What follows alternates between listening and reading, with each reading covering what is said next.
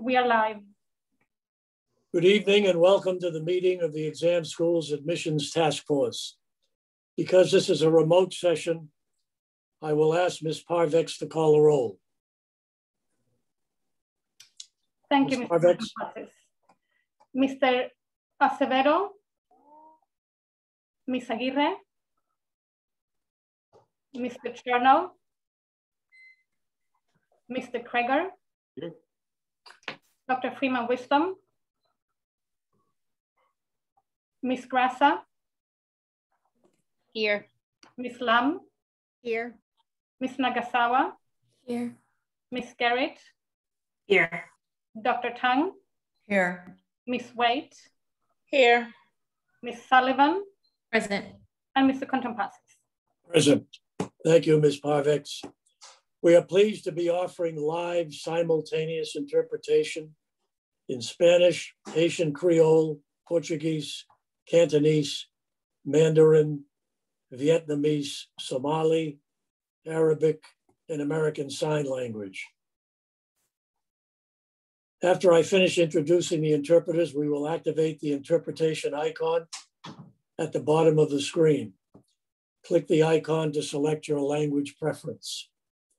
Our Spanish interpreter this evening is Juan Bernal. Will you please invite our Spanish-speaking audience to switch their Zoom channel in Spanish? Certainly, Mr. Contompasses. Good evening, everyone. Thank you for being here.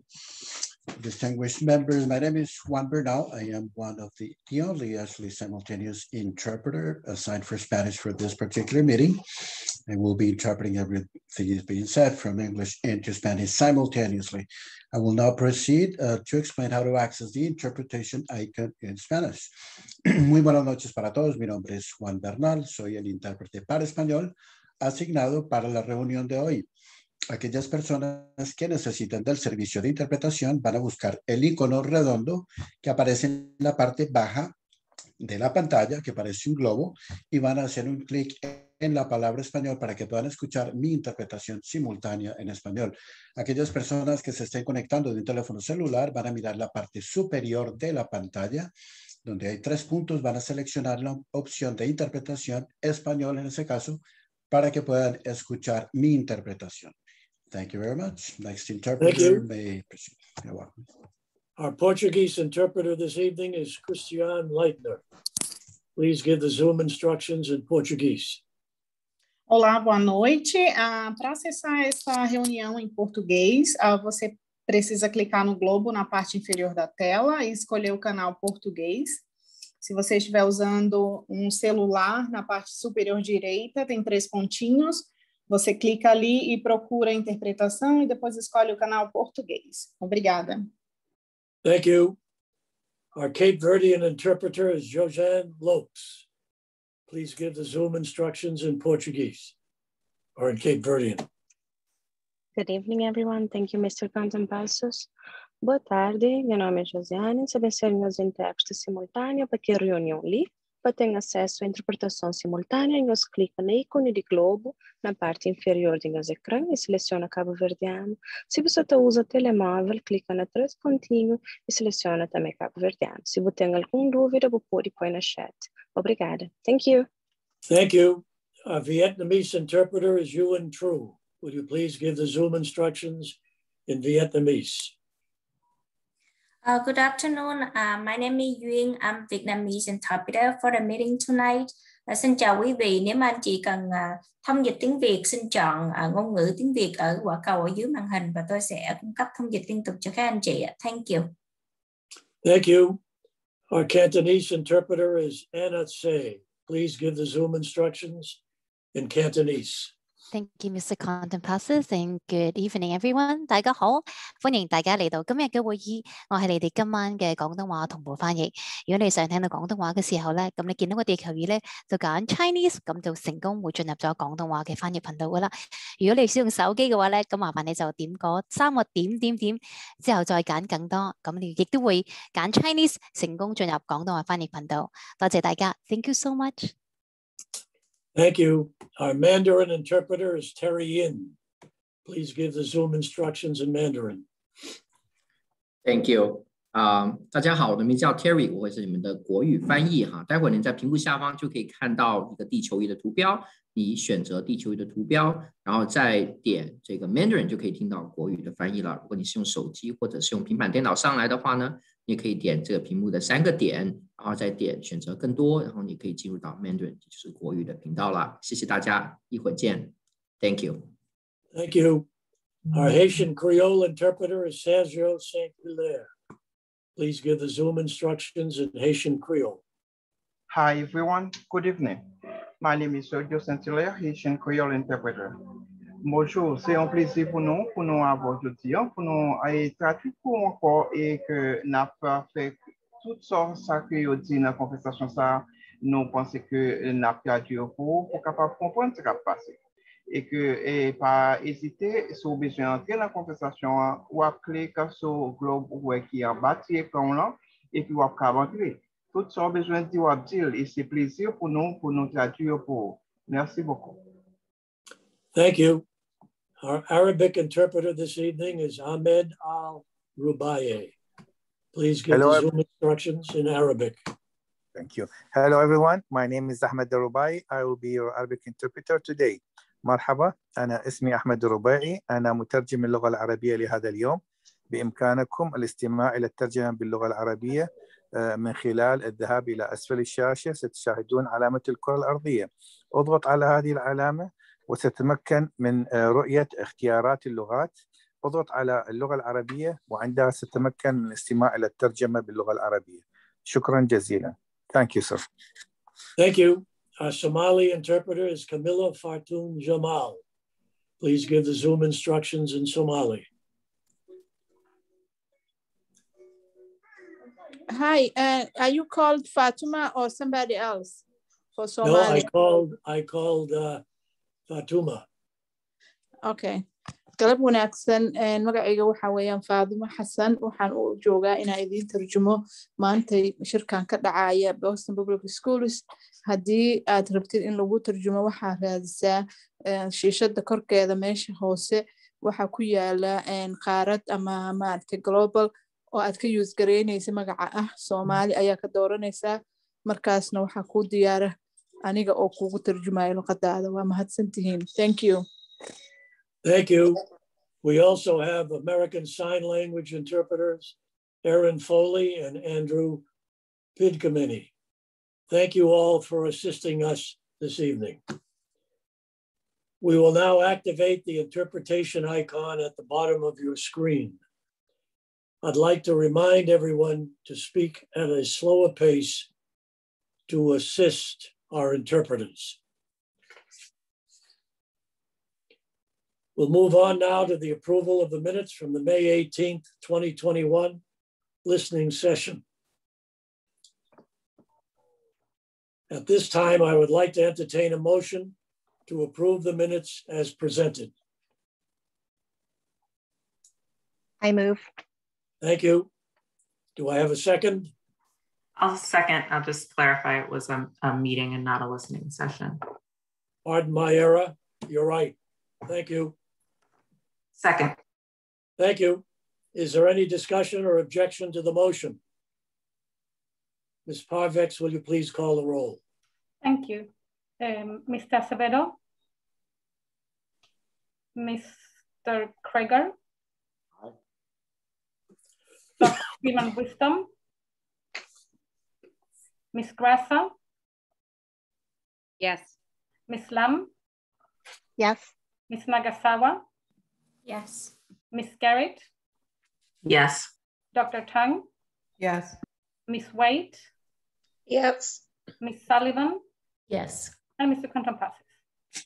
Yes. Thank you. Thank you. The minutes are approved. Item number 4 is the review of data and simulations requested. We might just want to take a moment to see if there are any outstanding requests that have not yet been reviewed or brought forward, that are not in the pipeline as well. I think we are all up to date at this point. However, we know that there will be some more requests, I'm sure, after tonight. But I think we are up to date. Good. Okay, I believe we are as well. Let's move on then to the discussion of the simulations and other possible criteria and mechanisms for admission. I did take the liberty of following Ms. Sullivan's request and wrote these on Saturday, submitted them to Ms. Parvex, and I believe all of you have my suggestions as starting points for the conversation. My assumption is that not everyone is going to agree with this. Some of you may have better recommendations, but this is a starting point and the floor is open. And I think there were some additional, so in addition to Mr. Contampasis's recommendations, I know that I believe Mr. Chernow had some recommendations. We didn't receive those in writing just yet. And I believe there were, Ms. Lum also had some suggestions for criteria. So just want to put that out there for folks as we get started.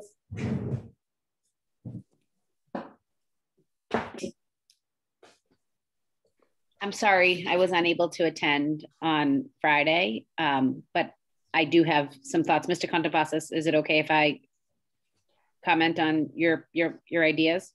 Sure, I was wondering if yes, absolutely.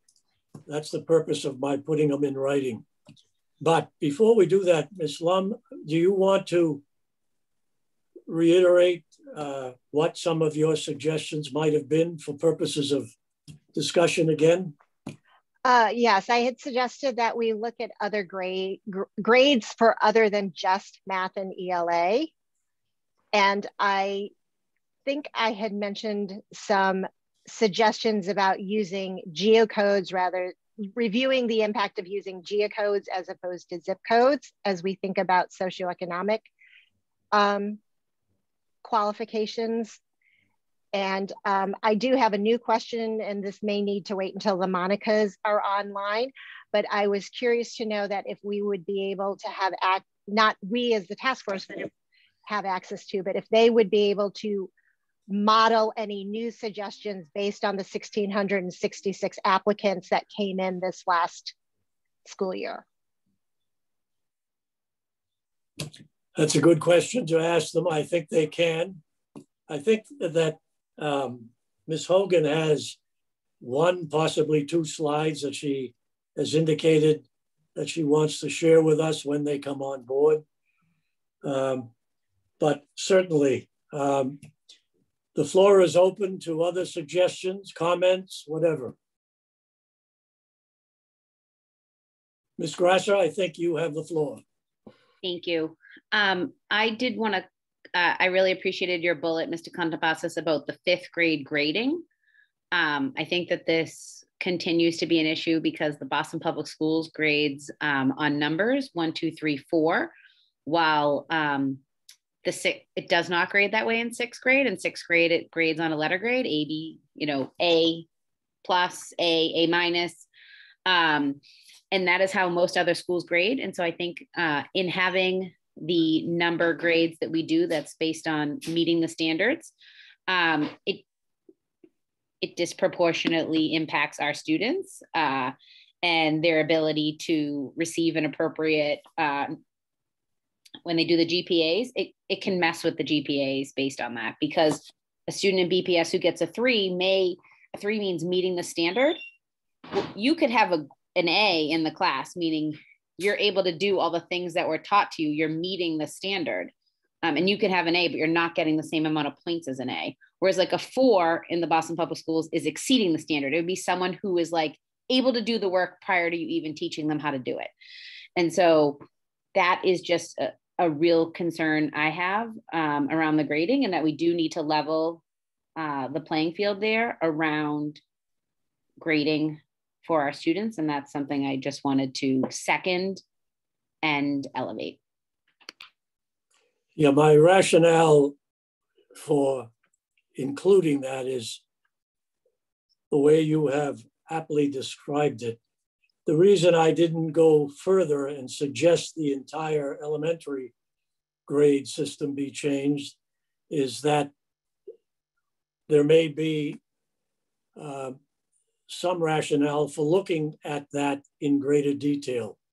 But obviously, I agree with Ms. Grassa that for the fifth graders, that it would make it much, much easier and less disadvantaged to have them revert to letter grades. Any other comments on that? Can I just add one more thing? Sorry, Mr. Contreras. I think the other thing is it would have a ripple effect of changing report cards in the Boston Public Schools. We would have to fully change a system, which I think sounds really easy to this committee, but as someone who's leading a school in it, there would be, some other people involved to have to be a part of this conversation, and certainly a bigger conversation around grading. And I know that Boston is working around thinking about working with the author of Grading for Equity. So I think that this is part of a bigger conversation, but certainly something I would recommend. Thank you. And on that point, I would note that because we're talking about an exam school admissions process that would go into effect next school year, right? That the students who are currently in fifth grade who would be graded under that system, right, are probably, going to have grades that are based on standards rather than letters for this first year of implementation. And we need to be smart about what that means for, next year and for the long term. Thank you. That's a concern. I just want to remind those of you that may have heard this before, it isn't the first time that we've brought this to the powers to be, reflecting our best thinking around this. So any other comments, questions, concerns, opinions? Ms. Skerritt? Ms. Skerritt has her hand. Thank you both. I think Mr. Kreger's point is important, that the fifth grade is pretty determined at this point. So just the awareness that I agree that I think letter grades would be more useful at the fifth grade, but there would be a delay to that process that we wouldn't be able to do for this year, but I don't think it should preclude us from thinking about it. I also, just responding to Ms. Lum's interest in modeling, I think that'll be very important, though I wanted to flag that some of our modeling may need to involve the previous admissions class, because if we're doing any modeling that does involve an assessment, this class would not be able to be modeled across that criteria. So just wanted to flag that we may have two different cohorts to have to look at from a modeling perspective, since we don't have the full data of potential criteria that we may use. And I just didn't know from a process perspective, just feeling a little anxious about June 9th, if I wondered it might be helpful to maybe talk about the Chicago model as the kind of one of the big foundations of what Mr. C kind of described in his proposal, and if there are specific elements about it based on what Ms. Hogan presented that might be a concern or something that we may not think works in the Boston context, that maybe that might be a way to move us forward. And I only suggest it because I'm still thinking about Mr. Acevedo's suggestion that working from a district model that's already been kind of structured and vetted might be a way to go. So I didn't know what the committee might think about that. Mr. Kreger? I would just note this, while Chicago has been structured and studied, and I'm grateful that it has, I don't know that it's been vetted via legal challenge, right? And I did want to flag that if that was part of the reason to start there. Yes, and I do also like the Chicago model, but had assumed that since it had been in place that someone had probably raised it in court before. So thank you for that, Mr. Krieger. Ms. Lum? Thank you. Regarding the assignment of 20% towards top scoring applicants, I'd be interested in seeing if there's an impact if we did the top 20% either by school or top 20% by geocode, so that you're within your sector in your neighborhood, or however you categorize the geographic parameters, but that the competition remains with your peers, so to speak.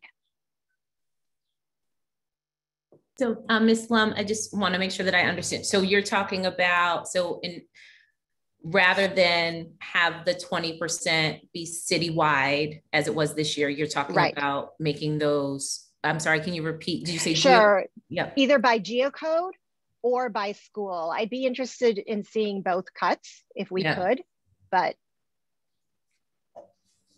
and I do like Ms. Garrett's suggestion that we look at the historic traditional cohort versus the cohort created by the temporary pool. What would you do with the 80%? I would suggest a lottery for that 80%. Okay. But that's just a suggestion. Okay. I mean, this is the time, so, okay. So 20%. Thank you. Ms. Gracia? Thank you. Mr. Contrepassas, could you further elaborate, and I know you probably said this on Friday when I missed it, your point about adding 10 points to the total score for school, your theory around adding the 10 points to the total score of all applicants currently attending a school verified poverty level is 50% or above? It was to offset what may well be the, trying to figure out how to say this, the lack of consistency in instruction across the district, particularly in K through 6, but one could also suggest even beyond that. It was to address some of the difficulty that we've talked about with students who may be assigned to schools which have yet to reach a point, not all of them, because that 63 schools also includes the charter world. From what I could gather, that's the way the data was presented. But it was really to balance off some of the difficulties that we know exist in the system in terms of access to, for lack of a better term, quality. So if I can just add to that point, I think with the 10, I think it was 10 points. It also, I believe, spoke to, because it was based on, wasn't it based on poverty, socioeconomic? Yes. Right, it was a socioeconomic piece here. And so for schools that verified poverty level is 50% or above.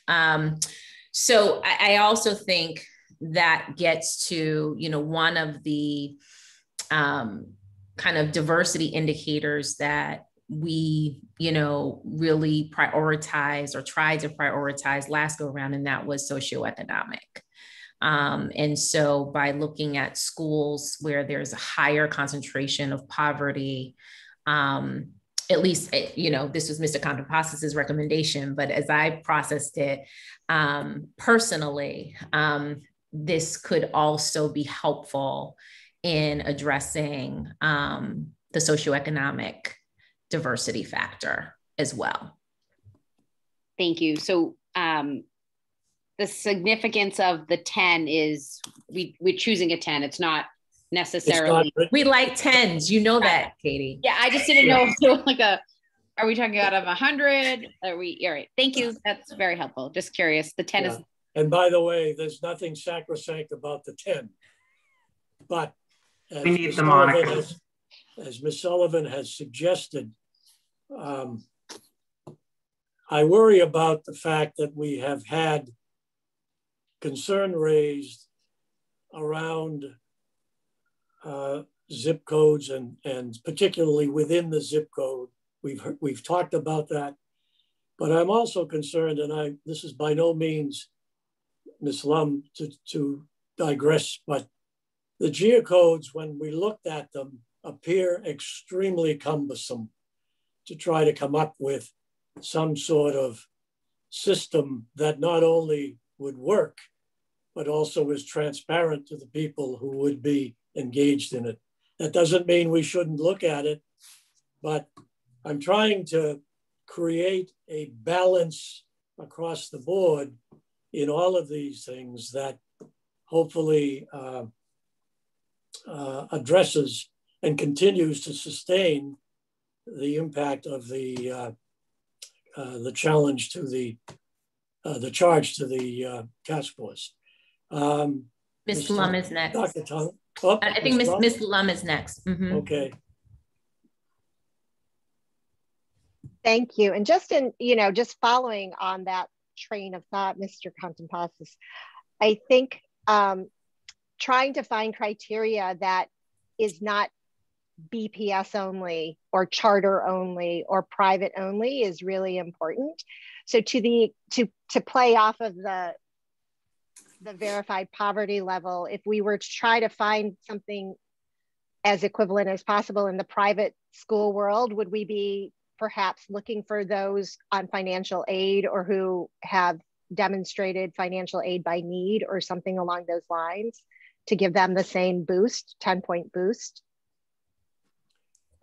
I thought what you were going to ask is that if there are schools in the private or parochial arena that also could demonstrate or fall within the guidelines, would they also benefit from this? My answer is yes, as long as they could verify somehow that that is the case. But it's kind of difficult. I know we've discussed trying to get information from individual families. I find that from my own perspective, I'm willing to change my mind, but I don't know how we do that effectively. That's the concern. So this is sort of an umbrella to sort of address what both Ms. Sullivan and I have talked about. Yeah, and I agree with that. I think it actually, as I read it, there's no, it's not exclusive to BPS. It's any school, and we surely have schools, certainly charter schools, parochial schools that could potentially fit into that category. I see Dr. Tung and Mr. Krager, but I don't know the order. I think Mr. Krager, then Dr. Tung. Okay, thanks. Go ahead. No, my point's been made, so I don't want to steer the conversation in a different direction. I will add this to tip to the pile that we're starting here.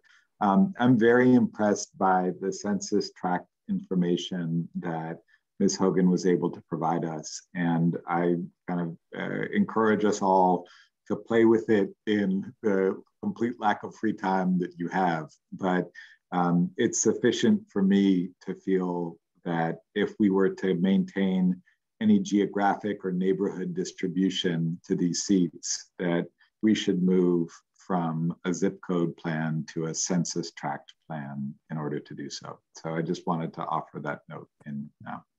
Thank you. I would like to comment on that because I tend to agree with you. I'm also looking at that with the possibility of combining census tracts so as we reduce the total of number by coming up perhaps with a ratio of some sort. If we're looking at determinants around SES, can we find census tracts that more or less could be merged? Just an idea. To respond very quickly, I see the value just from an administrative aspect, given the sheer number of census tracts that we have. I think we'd have to be mindful about you know, what danger that does to students in any census tract when it comes to competing against each other for seats. Yep. Dr. Tung? So I just have a question also around use of geography or geographic boundaries in our proposed plan, because overall I read this year's applicants and invitees as being more diverse. It's a more inclusive plan than the previous one, but I cannot figure out what the finding is for all those zip code slides. And I think my conclusion is roughly that the zip codes are too large, which is what we're all alluding to. But we received a piece of written testimony with one of Ms. Hogan's graphs that also then shows the changes in the numbers of economically disadvantaged kids who were invited by zip code. And so I'm just checking my understanding. Are we saying that zip codes are too large to be fair? And that's why we're talking about geocodes are smaller. I can only answer for my own thinking. I think, and others please join in. My concern is that when you determine in the zip code the median family income, there are families within that zip code that come nowhere near what the median is. And when you look at that across the city, it impacts principally on families that are in public housing to a great extent, but it also impacts on families that might be scattered, not necessarily in low-income housing, but come nowhere near what the median income is. And so I guess that's my concern. Can we address this in such a way? That was part and parcel behind looking at the 10 points as well. But go ahead, Dr. Tung. Well, so then the reasoning would be the closer we get to the student's socioeconomic status, the better. And so census tracts, geocodes are smaller. So, but so is feeder school, right? Well, if you, yes, the feeder schools would be smaller. I don't think the geocodes are smaller than zip codes. And then not in area, but in number of geocodes. If you look at that map, my way of thinking, there are far more geocodes than there are zip codes. Yeah, yes. But okay. the best thing would be if we had the indicator of economic disadvantage for each kid, which is difficult to get for private and parochial. Is that right? I would think it's also difficult to get from what we've heard from both Ms. Roberts and Ms. Hogan. They just do not keep that information. So the only way you'd be able to get it is to ask the parent to submit it. But how do they calculate percent economically disadvantaged if they don't know who's economically disadvantaged? I don't know how they've been doing it in the last couple of years. Well, we have a guest. Hi, everyone. Her name is Ms. Hogan. My apologies for not being with you earlier this evening.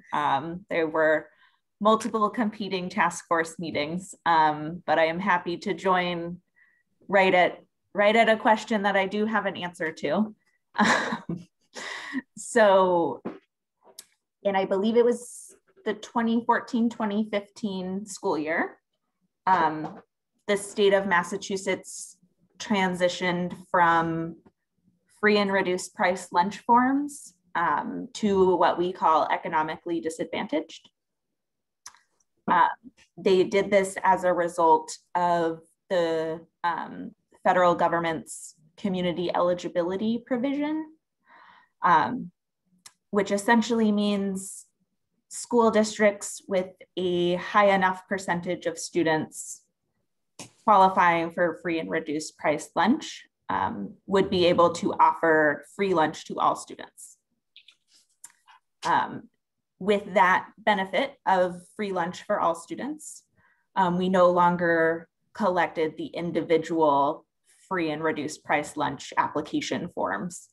And so the replacement measure that the state introduced is based off of participation in state-funded programs.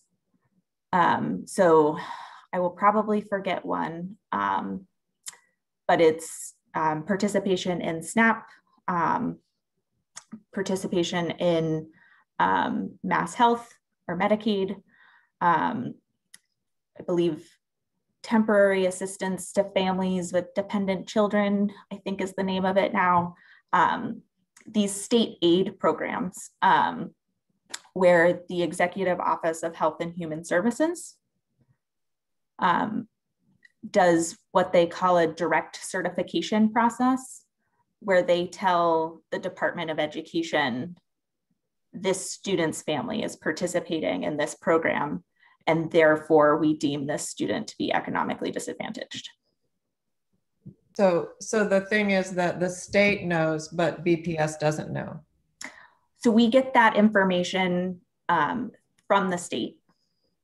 We only get that information though for students who are enrolled in BPS. So if you think about the application process for exam schools, we would not know at the time of application whether or not a non-BPS student would qualify in this direct certification process, because it's not until they're actually enrolled that the Department of Education then shares that information back with BPS.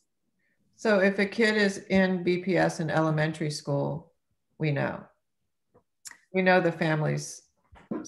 This is something that does get renewed every year. So it's not once you have sort of the indicator that it just persists through the databases. So it is something that is regularly reviewed annually. Thank you. Now I finally understand. This is good. Great. Is it Ms. Lum or Ms. Scarrett? I'm sorry. Go ahead. Thank you. I think this is actually piggybacks on some of Dr. Tung's questions around the economically disadvantaged piece. And Ms. Hogan, with the economically disadvantaged criteria now, that would provide us 2 tiers. Either you're economically disadvantaged by these indicators or you're not, correct? So one of the things that I think could be helpful is if we had more tiers.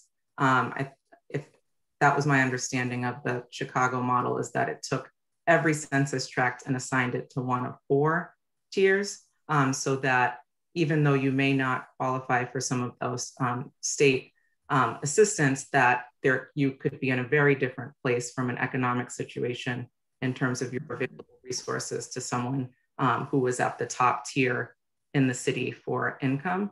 So I just wanted to mention that as one of the reasons why I was really interested in that modeling that you did, because I think that, to Dr. Tung's question around, are the zip codes too big or too small? I think that we heard in some situations they were both, depending. I mean, I think in some cases they are so small that there's only one, fortunate member of that, whether it's zip code or whatever we determine, that gets a seat. And I'm concerned about any jurisdiction that small where only one student has an opportunity to be selected from it. So I just wanted to really voice concern about any model that takes every school in the, in the applicant pool and tries to select top students. Because while that works, I think for a school with a large population, I'm not sure how that works with schools that have 7 students in a class. Or, so I think that what Dr. Shepard told us on Friday was that the ideal would be for students to be competing with those who have similar situations.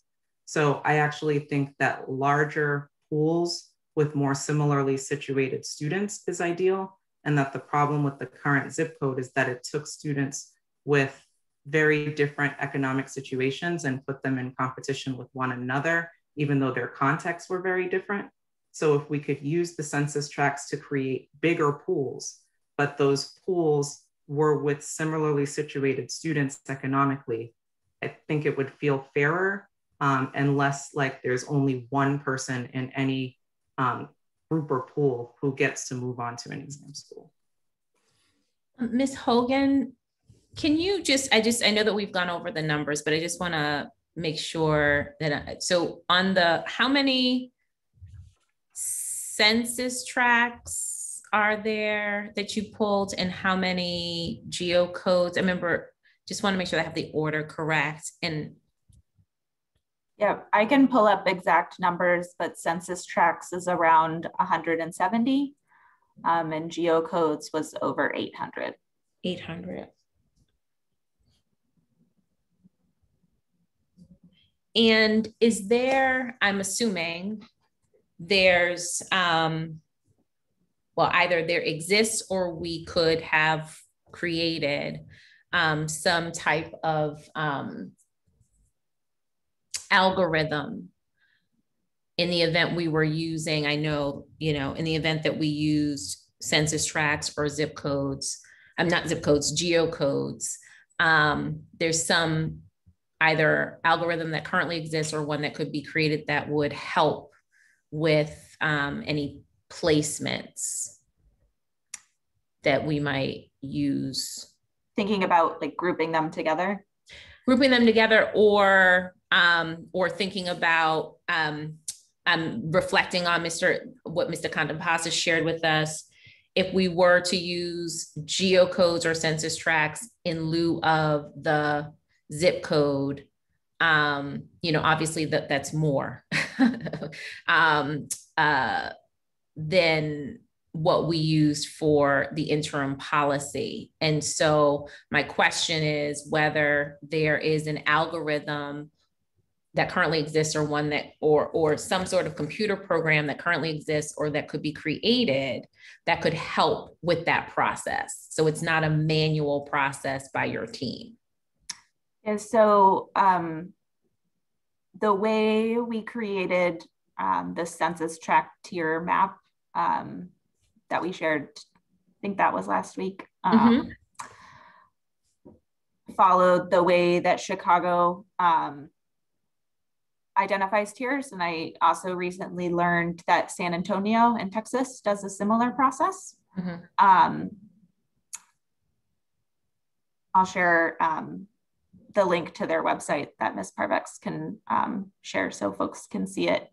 But they use the measure from the American Community Survey around the number of school-aged children in each census tract.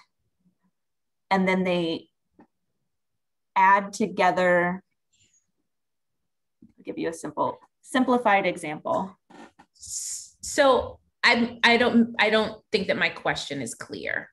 I just want to make sure that if we are to use geocodes, for example, if we were to use geocodes, that your team would be able to develop whatever program is necessary to support the allocation of seats, given that you would be looking at roughly 800 geocodes. I think the bigger challenge with the geocodes is that the American Community Survey data is not available by geocode.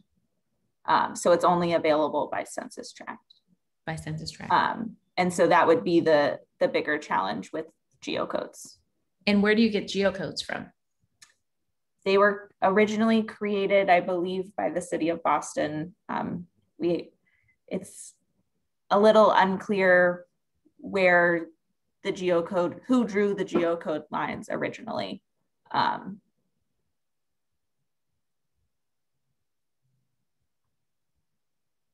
But geocodes, I just want to make sure that I got your complete thought. So, but geocodes, so you're saying that geocodes are Boston, are unique to Boston?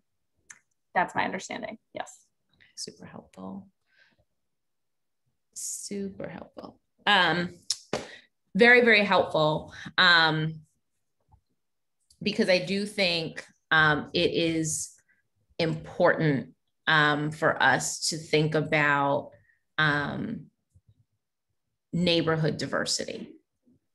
I think that's really important if we're going to move forward as a city. You know, and I say this as someone who's, you know, parents, grandparents, great-grandparents lived here in the city of Boston through all of its evolution. I do think it's critically important for us to start kind of breaking down these neighborhood silos and the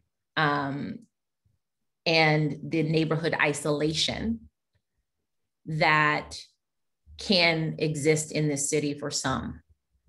And so I do believe that our schools are wonderful environments for young Bostonians to get to know one another from across the city. And if we're not intentional about that, we can reinforce neighborhood isolation and neighborhood silos. And so that is actually very important from my perspective, that we're mindful of. What can we do to help ensure by design? I mean, that's what public policy design is all about, like being intentional about a specific outcome, right? And so, and in this instance, neighborhood diversity for us in this city, you know, might not be the case in other parts of the country, but for this city, for us to move forward and to be a stronger city and to continue to be a leading city, I think it's critically important that we find a way to ensure that we have, you know, kids from all across the city in each of these 3 schools. So that's why I'm particularly interested in how we might be able to help that happen.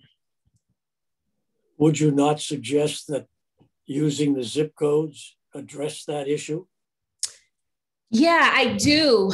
I mean, it clearly, I mean, the data shows us that it did. However, you know, I am mindful of, you know, the challenges with the zip code piece. And so I absolutely believe that the zip code design helped. I mean, it was designed that way. That's, you know, so it did what it was intended to do. But there are some, there is some impact there that I would love to, if possible, for us to figure out how to address. And most notably, that is, of course, the economic disparity that exists within these distinct zip codes. And so that is, for me, the problem I'm trying to solve for. That for me is the thing that I'm consistently thinking about, how we solve for that. And I don't know if it's I believe that the geocode can get us there, but I'm mindful of how many there are. The census tract is also a possibility. But the neighborhood diversity for this city, I don't know about any other city, but for this city, I think we have to really start getting our neighborhood silos and isolation broken down. I think this is an interesting discussion, but it also leads to the notion that, you know, from my perspective, no one can argue with that, but until you address the issue of housing, that's not going to change. And that, unfortunately, that's the role of another task force down the road. Indeed. And getting to a point where we can at least address some of the issues that have come up. And that's what's intriguing to me about the census tracts in terms of not only their size, but can we find a way to address some of the concerns that have been raised. But Mr. Krager, do you still have your hand up? You're on mute, Matt. Thank you. No, I've lowered it. I'll come back in later. Thank you. Okay. Ms. Lum, or is it Ms. Nagasawa? Ms. Lum. Ms. Lum. Thank you. I just wanted to amend my earlier comment about looking at the cut or overlaying the applicants from the last couple of years with geocodes. I think I was mixing that up with census tracts, because I do like the idea that census tracts are based on the survey data and has more informing the census tract than the arbitrarily drawn lines of geocodes, it sounds like. Well, okay. Ms. Nagasawa. I do wonder if it's, so I know that in Chicago, or in the simulations that we ran with Boston's census tract tiers, we used all school-aged children. And I do wonder if it's possible to break that down farther.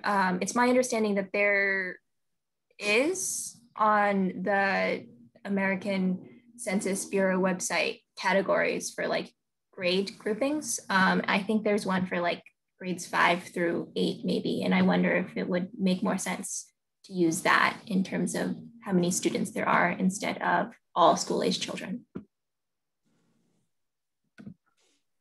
And also, go ahead, I'm sorry. Sorry. I wonder, I'm not entirely sure, but I wonder what it would look like if instead of using the 4 tiers that Chicago uses, we try more tiers with the census tracts, like possibly 5. And I wonder if that would maybe create more neighborhood diversity in terms of what the tiers look like. I'm not sure if that would help at all, but I'm curious to see what that looks like. I think, without putting words in her mouth, I think that's what Ms. Skerritt was alluding to. It may well mean that 4 tiers doesn't get us where we want to be, and maybe 5 would.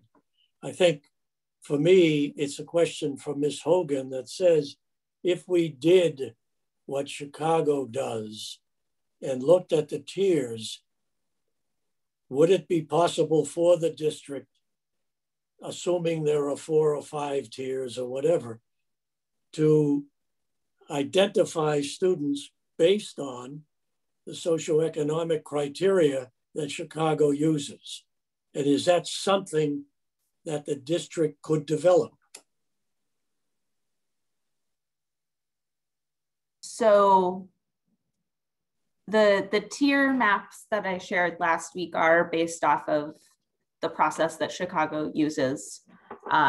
So we can use that map, or to Ms. Nagasawa's suggestion, potentially create a 5th tier, or decide, you know, maybe we don't want the same exact indicators that Chicago uses. For instance, I noticed in looking at San Antonio's website today that they do not use the percentage of families who speak a language other than English. I don't know why.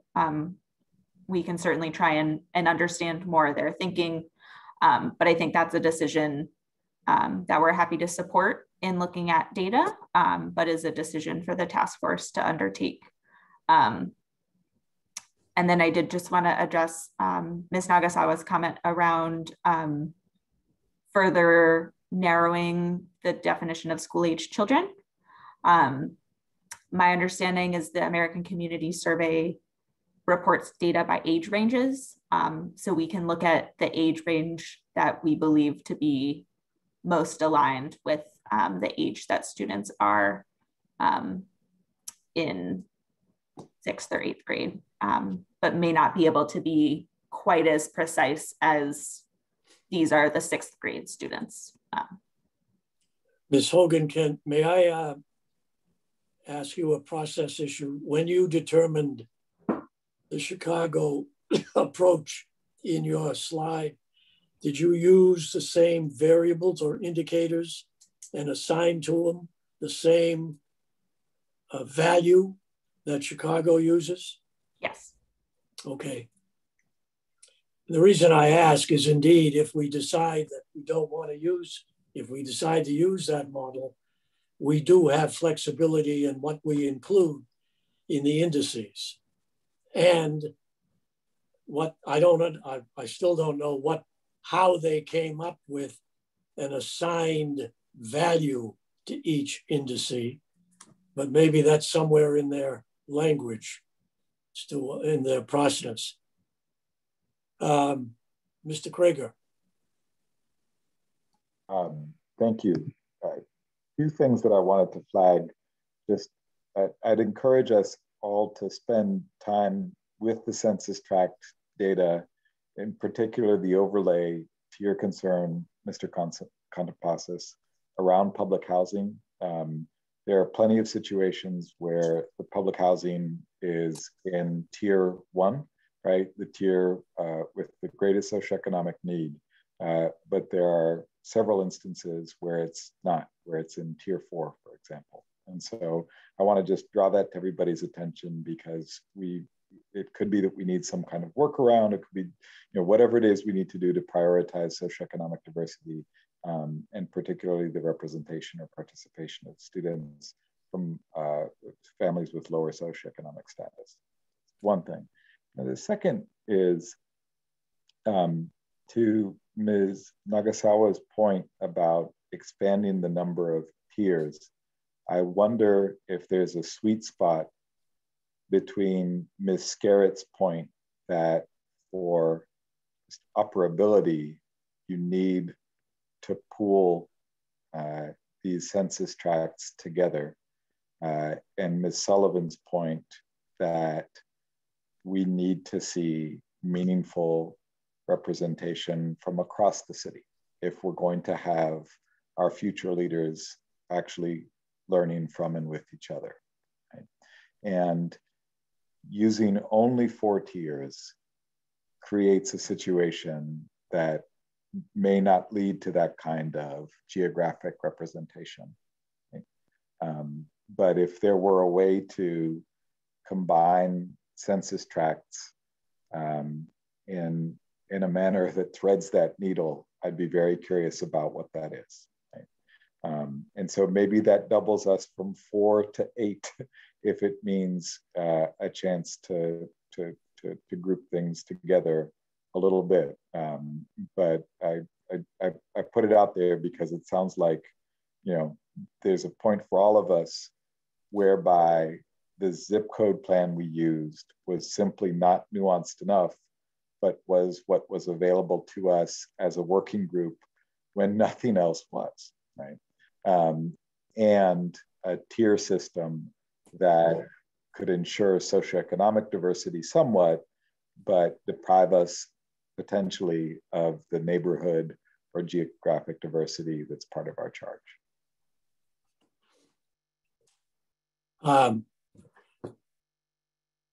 Here's my concern. It's one of how do we get there?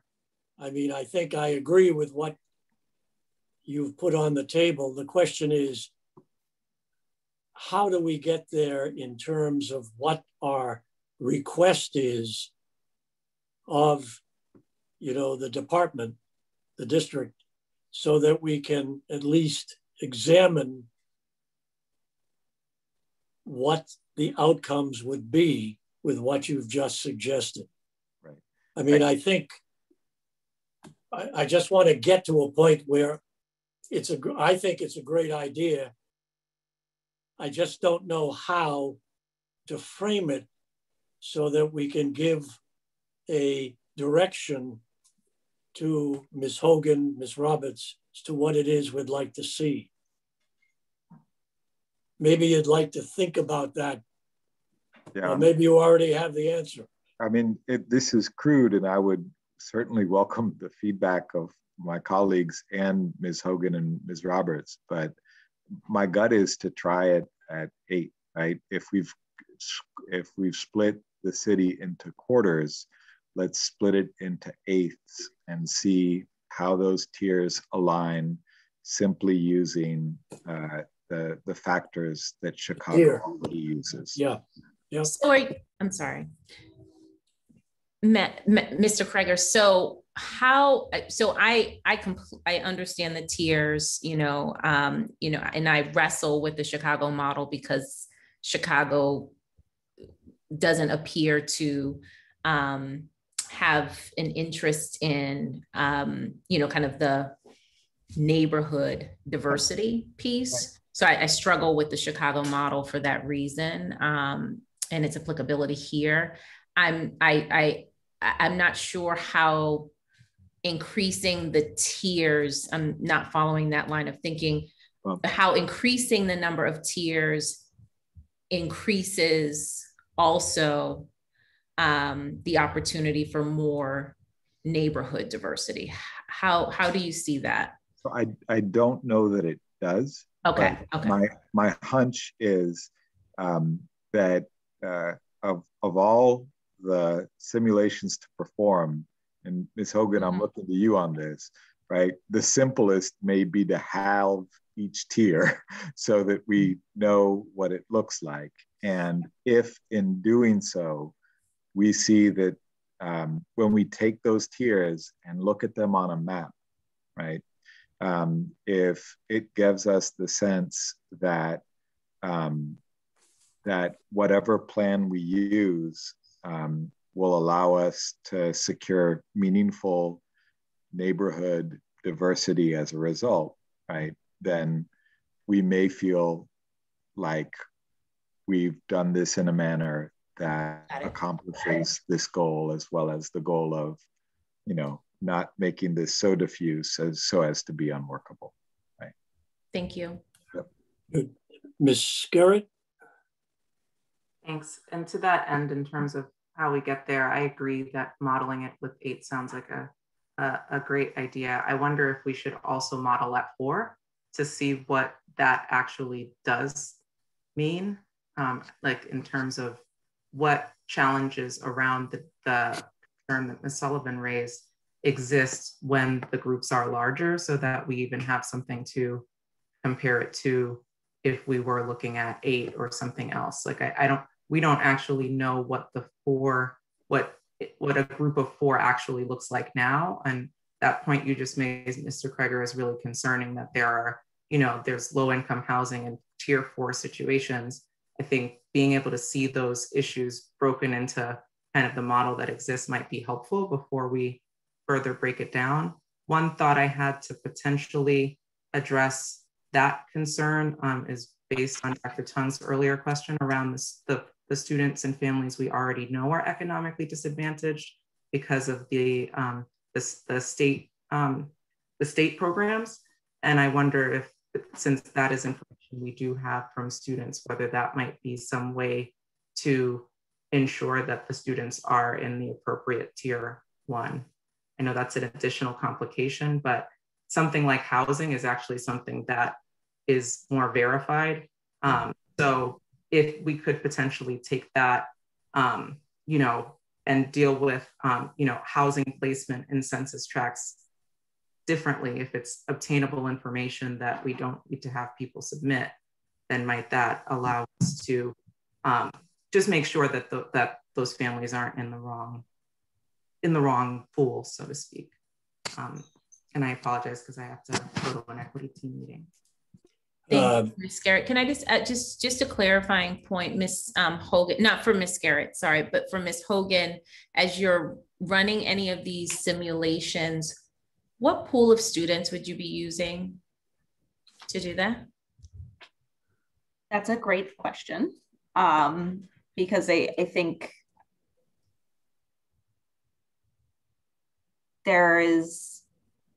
we've talked a lot about census tracts and the economic piece, but in order to sort of simulate what we think invitations might look like, we also are going to need to make that decision around GPA, test score, anything else being incorporated in.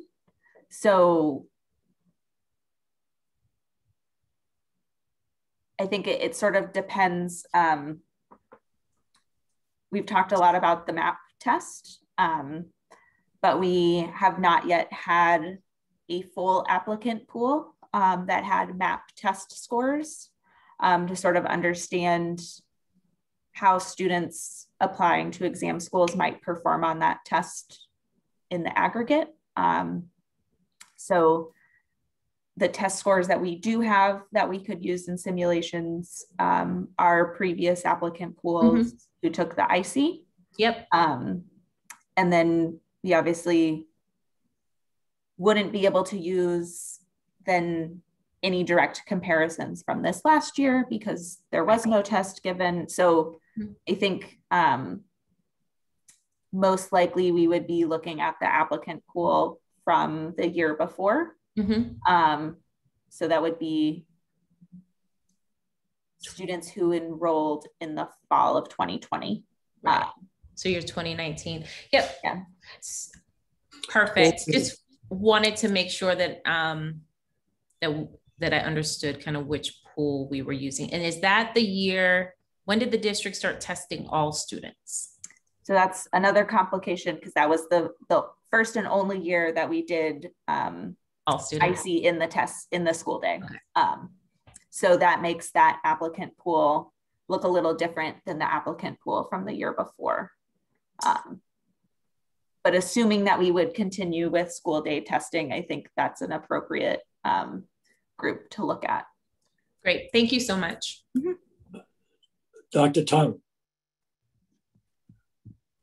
Ms. Sullivan asked my exact question. So I now understand you're going to use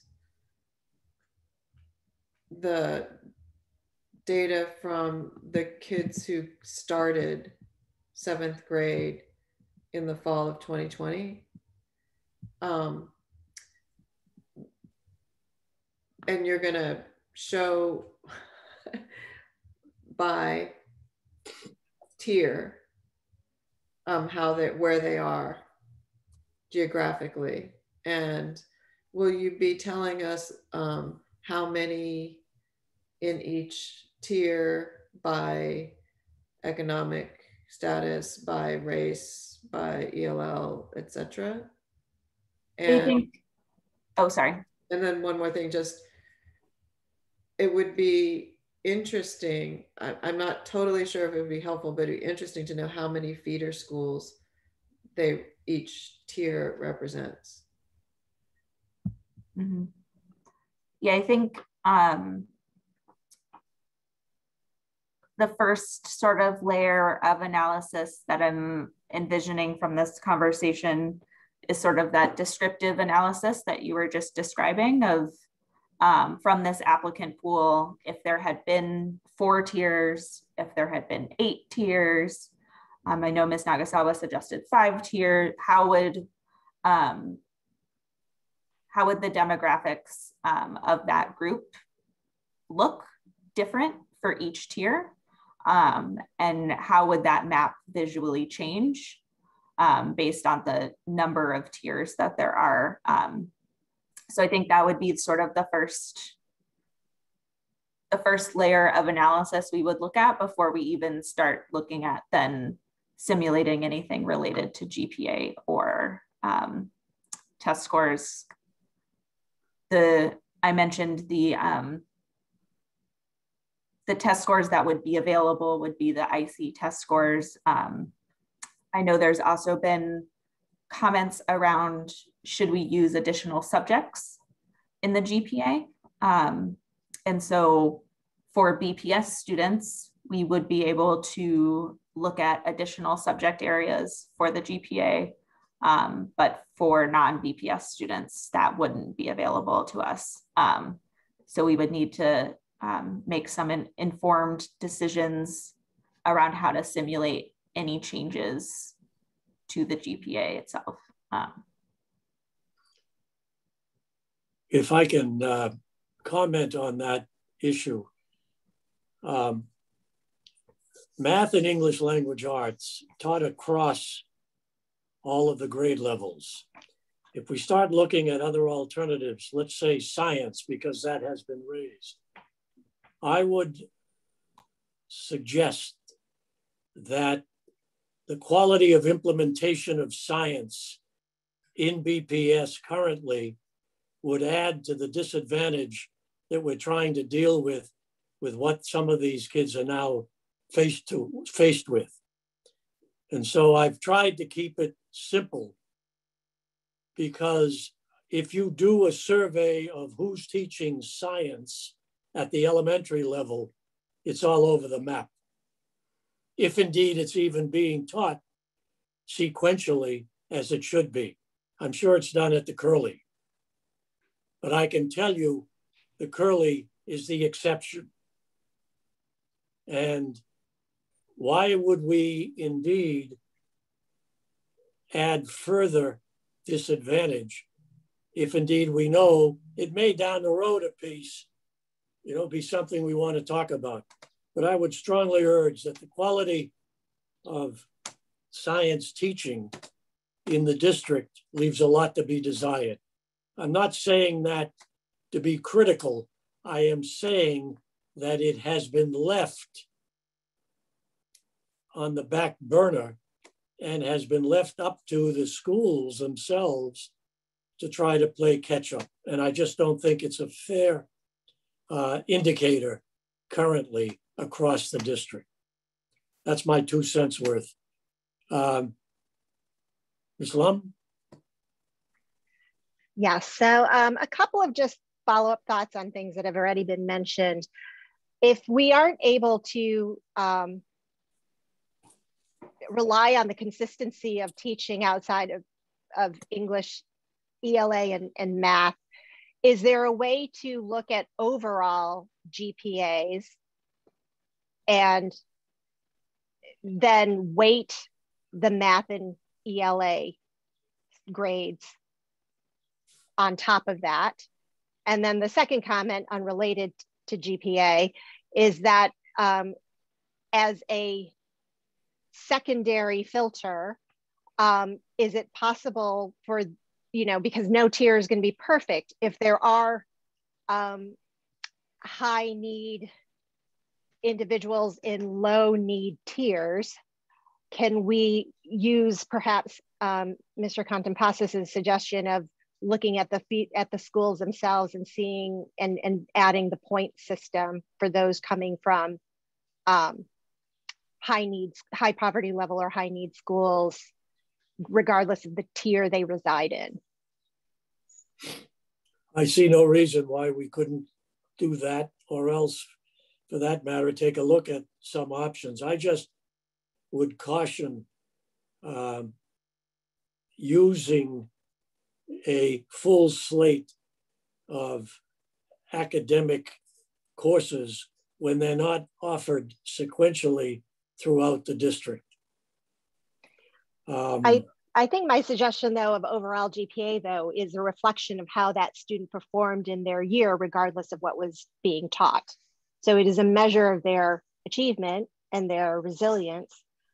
I forgot to ask one more question, which is whether or not a test was even being administered this year. And if it was, what would that test, what is that test?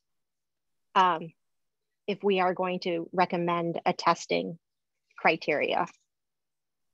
So right now, the only one that is available, since the contract has been signed, is the MAP test. But has that been administered already? No. That's all I'm, okay. That's all we have in the district. The district approved the use of the MAP test. And it, as you remember, we didn't give it this past year for all of the obvious reasons. Ms. Grassa. Thank you. Two things. Ms. Lum, we are giving the MAP test in Boston. However, it is not with the caveat that it is being used for acceptance into exam schools. So everyone at the Curly, even down into kindergarten, has been taking the MAP test. And I know that at many of our schools across the district, that is also happening. But that has been a question that's come up. Is this the assessment that's going to count towards the exam schools? And my answer to that is no, because there's been no decision made about that. Mr. Contrepas, why I know that you did not mean any harm towards some of the most amazing science teachers on earth. I do want to clarify on your comment a little bit about science. I think the important key is that science instruction is delivered differently. It could be delivered through a specialist model where they get science from a specialist teacher. And by specialist, I mean art, gym, music. Science is sometimes a specials, whereas at other schools, science may be taught by the classroom teacher. And so I think that the Boston Public Schools expectation on how science instruction is delivered can vary school to school. And I think that is certainly an important thing to highlight. But I just wanted to make that clarification. No, and again, the other piece is that, English language arts and math are taught 5 days a week. Correct. Science may not be. That is correct. So, I believe that science should be taught early in kindergarten all the way to grade 12? Absolutely. Should be taught 5 days a week. And every school should have a math and science specialist if they so desire to do so. But unfortunately, that's not the condition right now. Yeah. Also, Ms. Lum, I think the hard part that is hard in like calculating GPA, and I think this is what Mr. Contrepas is saying, is that, so for example, I can talk about my school. I have dance, theater, music, gym, visual art, but I'm a really big school. Some schools have like physical education and world language and maybe one arts thing. So I think when we think about how we're grading in those, like you wouldn't be able to find across fifth grade that every fifth grader has music, which is a whole different problem. We should all be on a committee about for everyone to have that. But that, like, I think you're not rating some of those same things. I guess what I'm trying to get at is, are we evaluating students on the instruction that they receive, or are we evaluating students on their achievement in school, regardless of the instruction they receive? And if we are grading on achievement in school, their ability to perform at what their school has assessed as grade level for their curriculum, then why wouldn't we use that as an indicator, as opposed to saying, well, apples to apples, they aren't getting the same art class, or even art class, or apples to apples, they're not getting music class. We're never going to get a consensus if we use that level of filter for grade performance across the school district. There's just no way, as evidenced in the fact that even our exam schools differ from school to school in what they offer and how they've decided to focus their curriculum. So that was my reason for asking for that criteria be considered. Good. Okay. I think that's great.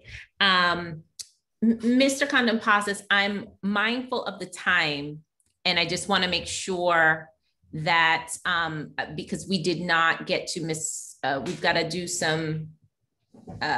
We've got to talk with Ms. Hogan about, and I lost her on my screen, about kind of, thank you, about, simulations to come that and we want to make sure that we have the time to kind of work through that, make sure that it's clear.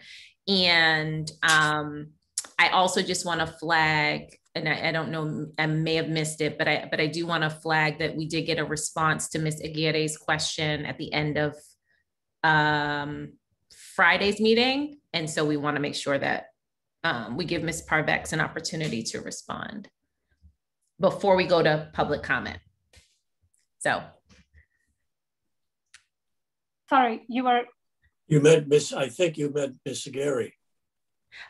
Ms. Aguirre had a question on Friday about translation, and Ms. Parvex did provide us with an answer. And so I wanted to give Ms. Parvex an opportunity at an appropriate time. It doesn't have to be right now. I'm just flagging kind of what we need to still address. I want to give Ms. Parvex an opportunity to respond to that question so that everybody hears the answer. We can continue the conversation. I just wanted to make sure that we were just watching the time. Okay. Any other comments, concerns? I believe one of the things that Ms. Hogan is probably going to end up doing is looking at the tiered system as it was discussed today. That's one thing. I did hear that she had at least one additional slide to share with us tonight. We might want to do that. And then I would, I noticed that Ms. Lum has her hand up. We'll get to you in a minute. There's Ms. Hogan. Ms. Hogan, do you have a slide for us? I do. Hold on just a moment.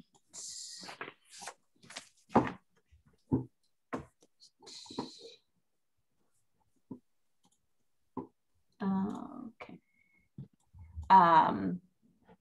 This is actually in response to a question from Ms. Lum. But this is the last data request that we talked about on Friday, a more explicit comparison of the actual results from this round of invitations compared to the simulation. And I think we use the language projected impact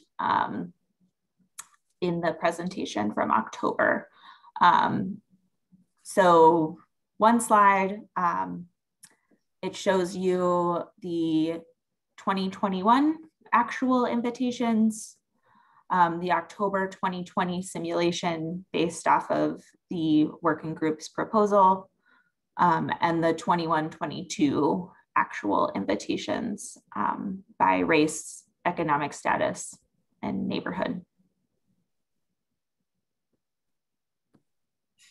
Dr. Tung, is this what you were looking for?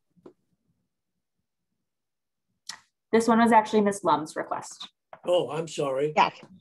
Yes, no, this is great. And I'm actually at the macro level pretty impressed with the accuracy of the simulations. Good. Okay.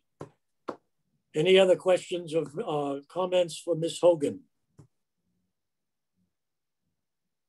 I think looking at Census Tract might address some of the disparities at the neighborhood level, but that's just a guess on my part. Okay. Well, I think we have, that's the request that we have all asked for. So hopefully Ms. Hogan will find the time between now and Friday to move on that request.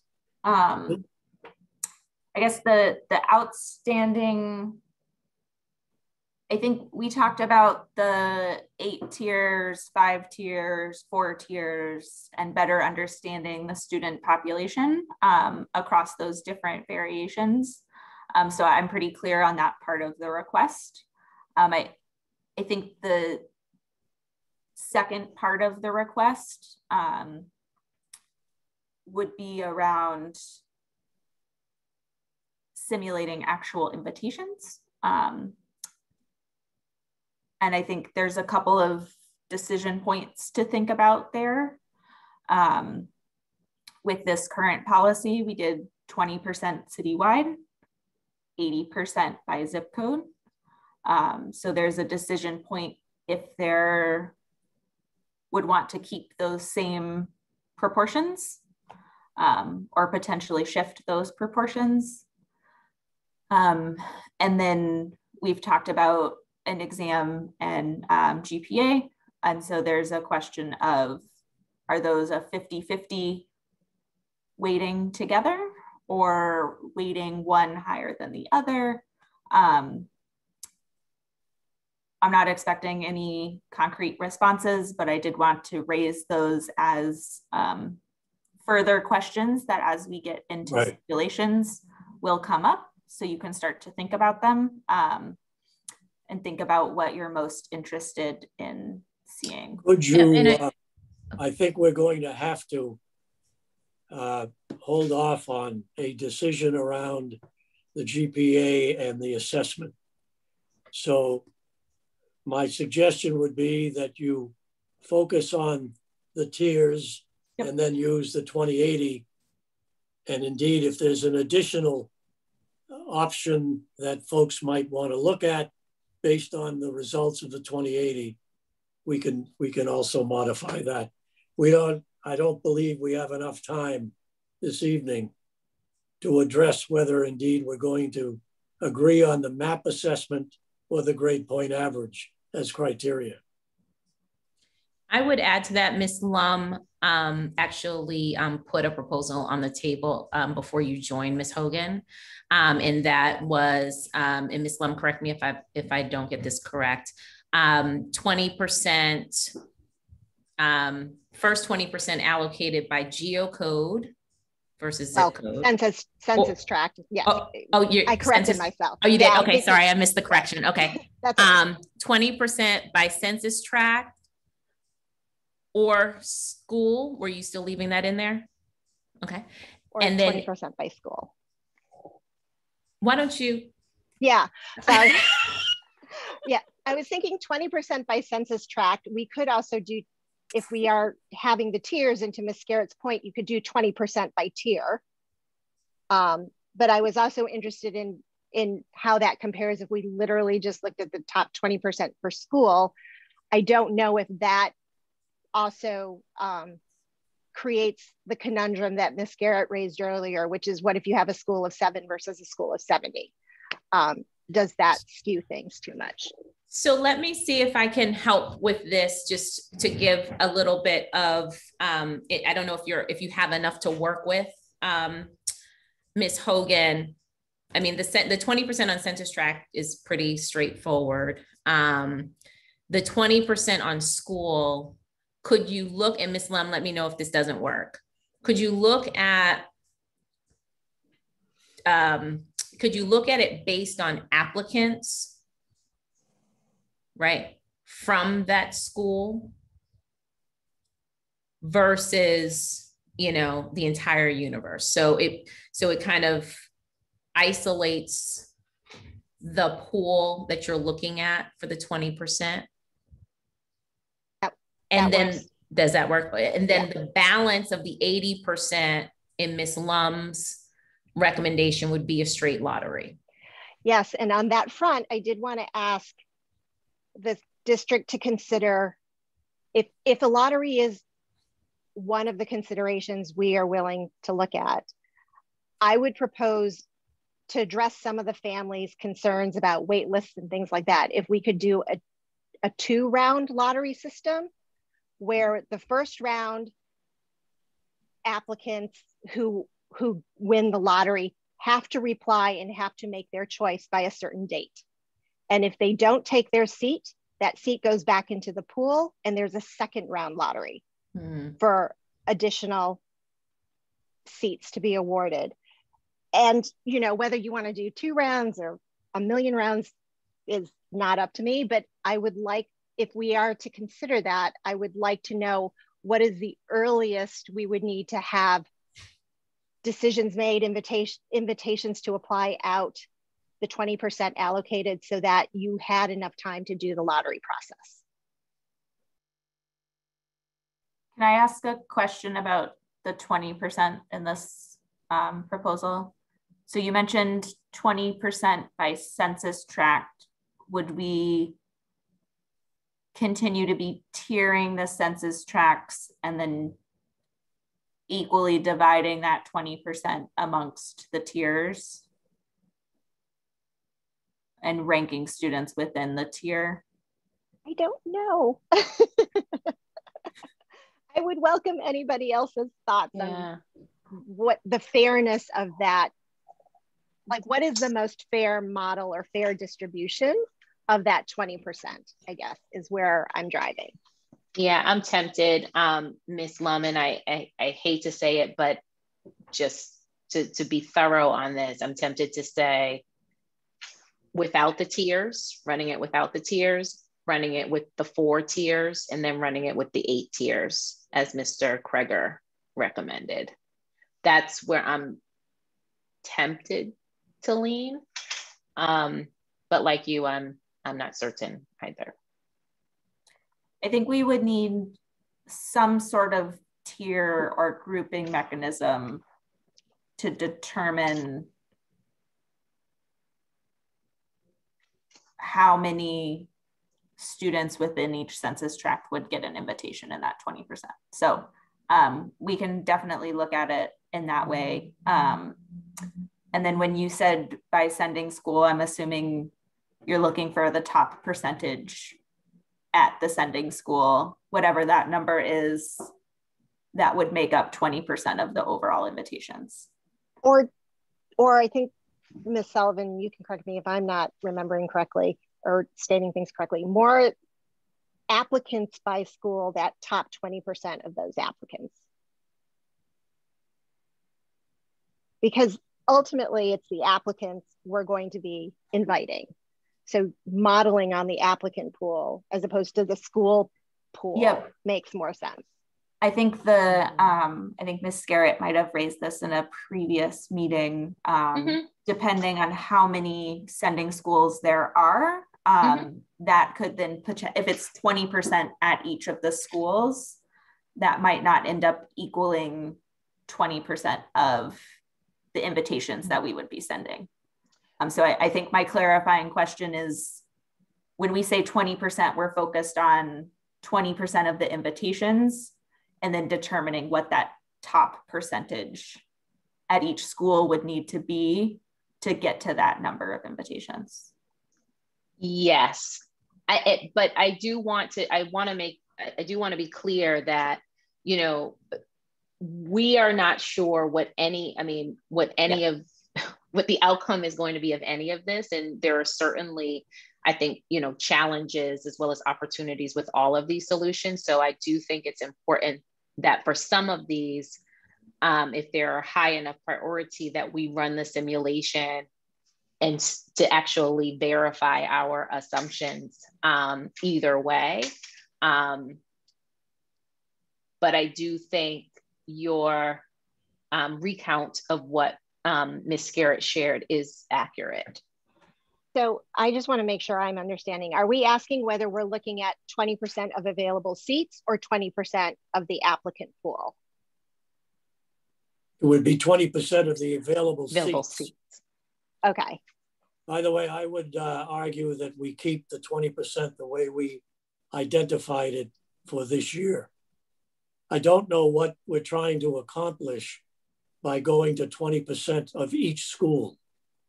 If we're trying to determine a citywide kind of approach with an approach that identifies how to improve the level of diversity in the district, in the 3 exam schools. Why would we change the 20% if indeed it has shown that it can work? Well, the 20%, what is the value, if I may finish. Yeah, sorry. What is the value of moving off of the 20% and making it available citywide? What do we accomplish by doing what has been suggested? I'm willing to look at the data, but I also in turn want to look at 20% citywide. And again, on the wait list, I don't know how you implement that, since all 3 exam schools increase the number of seats available, assuming that there will be students who don't accept the invitation. So they build into their numbers an overage, yes, if you will. So we can look at all of that, but I do think that the focus of this discussion, in my mind, is how do we, if we do, modify the 80% or make it more or less. If you're going to do what Ms. Lum is suggesting, then we ought to have a 100% tiered system. And neither Chicago nor San Antonio does that. My own Mr. Contemposis, yep. Yes, we have 3 hands raised, and the order is Mr. Chernow, Ms. Aguirre, yep, and Dr. Tung. Mr. Chernow, you owe us some recommendations.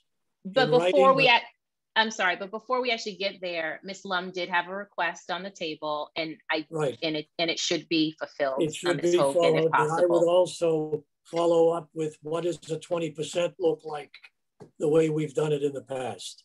Mr. Chernow. Hi, thank you. Just a clarifying question about Miss Lum's request, or so just a few questions. I came a little late, so I might have missed when you were talking about it, but is this is this your idea for how the process should go, or is this just testing how, is this just to test how students will be picked in terms of zip code and like any other category we want to look at? If that question makes sense. Is that a question for me? Sorry, no, that was a question for Ms. Lum. For Ms. Lum. So it is an idea for possible criteria and then testing the idea to see how it holds up. Does that answer your? Yes, great, thank you. Okay. And my second part, and I think this is also towards you, just not to put you on the spot, but so for the census tracts, how does that, I get how they are made up, but how does that turn into how students are chosen? Like, what makes that different from the 80% as opposed to the 20%, I guess is my question. Well, the 20%, as we had recommended this for the temporary policy, was based on student performance citywide. So it was the top 20% of students citywide. I didn't know if the makeup or the mix or diversity would change if we looked at the top 20% by either tier or census tract, which I think is the question that Mr. Contemposis is also raising. So I bring that up in response to some of the public testimony that had come on with some zip codes feeling like even though they had top tier students, they weren't invited or included in the top 20% and didn't make it through the 80%. And then the 80%, I'm suggesting some sort of lottery system might be one way to level the playing field for the remaining seats, as opposed to how we assigned this past year through multiple rounds through all the multiple zip codes. Got it. Thank you. Yep. That it? Dr. Tung? I'm just having a little trouble following the conversation because I don't know how we're ranking kids as top. How we ranked them before was on their grade point average based on a B or better as a cutoff. So the in English language arts and math. So the simulations are going to use GPAs ranked. Okay, thank you. Well, that was one of the decision points I raised as GPA, test score, combination of GPA and test score. Mr. Contampasas just mentioned a B or better, which was criteria for this year's temporary policy that was not in place in prior years. So I think, again, that's another decision point that would need to be made. Okay, but so this conversation is about simulations, this isn't a formal proposal that we're... No, not at all. Not at all. It's to merely take a look at all of the ideas that have surfaced this evening. Is it Ms. Aguirre or Ms. Wisdom? Ms. Aguirre. Okay, thank you. Yeah, I just wanted to have some clarification. When we are talking about a lottery, who could participate in the lottery? Will be the same idea, like students who have like a GPA of or equal or higher than something, or will be open to everybody? And when we have been, I think that was Ms. Lam talking about the applicants pool, what do we exactly mean by that? Because last year the applicants pool was everybody who has either passed the MCAS or had a GPA of B+. So are we changing the criteria? Who exactly are we talking about when we are talking about the applicant pool? I was not really clear on that. And about the 20%, I just want to say that I agree with Mr. Contour-Passes. I will leave the 20% the way it is now. I will not try to find a different arrangement for that.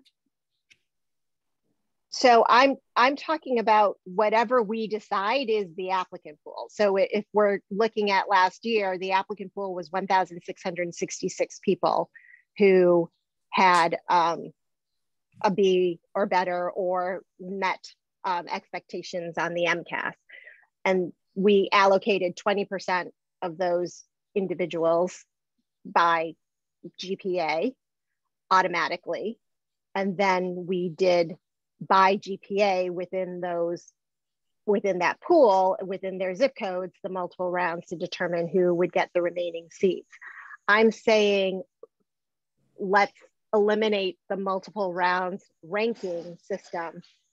If the entire body of 1,666 met the criteria to be accepted into an applicant pool, let's have that 80% be randomly allocated via a lottery system. Okay, Ms. Wisdom. Thank you. I just wanted to caution us as we think about the GPA because GPAs vary by program type. And I think this was something that we talked about initially. And the results of that were not what actually happened. So we need to be clear about that when you're thinking about GPA and program type. The other thing I wanted to just say is that I heard Ms. Sullivan when she was talking about, you know, wanting our young people in the city of Boston to be able to go to high school, well, just to go to school together. And I'm with you on that. But this is difficult for me because I feel like we're building a house from the top down and we're not talking about the foundation. Mm-hmm. And for me, I'm going to keep coming back to the same point. There is a problem that we have when our students within BPS don't, regardless of what the exam is, they are not getting these seats. Mm-hmm. And to me, that's the problem that we need to be solving. And we can set up we can get rid of any entrance, but it doesn't solve that problem.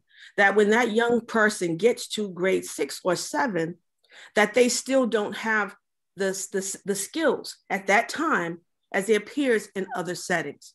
Mm-hmm. To me, that is the problem that I want to solve. And I'm building a house from the top down, and we need to straighten out the foundation. So I know you probably say, well, why isn't she saying anything? Because we're not talking about that problem. And that is the issue. I feel like we're removing barriers instead of teaching our young people how to overcome them. And so when I say that, yeah, there should be a test, or it's not because I want to exclude anyone, but I want to put the pressure on us as a district, as a city, as a community to help our young people to perform.